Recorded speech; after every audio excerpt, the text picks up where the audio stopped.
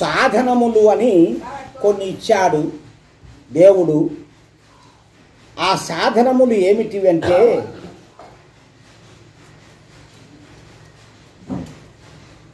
ముక్తిని కోరువాడు అనగా జీవన ముక్తుడు మిథ్యాభాషణాదులు పాపకర్మములు వాని ఫలము దుఃఖము.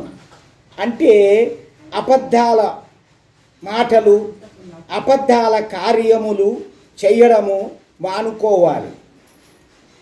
ఇవి మిథ్యాభాషలు అంటారు. మిథ్యాభాషణాదులు అంటే ఈ అబద్ధాల పూజలన్నీ మానుకోవాలి. పాపకర్మములు ఇవన్నీ కూడా.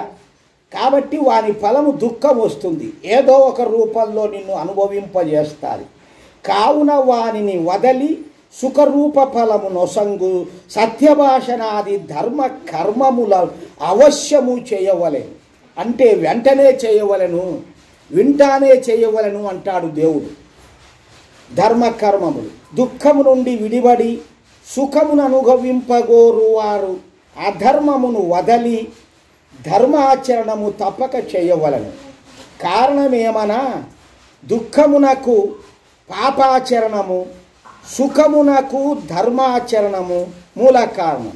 సుఖము కావాలంటే ధర్మాచరణం చెయ్యాలి, దుఃఖము కావాలంటే అధర్మాచరణము చెయ్యాలి.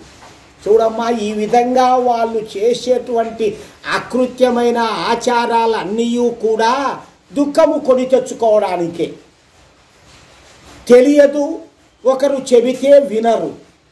కాబట్టి ఆ రోంత ఉత్సాహంగా ఎగుల్లాడడం కోసము పాపాలు చేస్తున్నారు. తరువాత జన్మలన్నీ కూడా అనుభవించాలా దుఃఖములు అనేది తెలుసుకోవడంలే.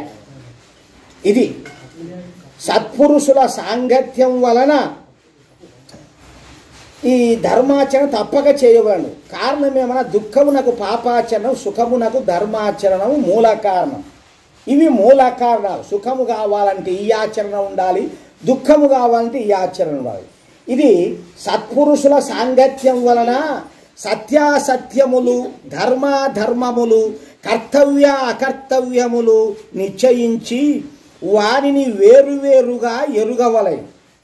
శరీరము అనగా జీవ పంచకోశముల గూర్చి వివేచింపవలెను. ఈ శరీరములో పంచకోశములు అని చెప్పబడుతుంది. ఈ శరీరం అంతా పంచకోశములు. అన్నమయ కోశము అంటే మనము ఆహారము తిని ఈ యొక్క శరీరమును పెంచుకుంటాం. ఇది చర్మము మొదలుకొని ఎముకల వరకు ఉండు సముదాయము. ఇది పృథివీమయము.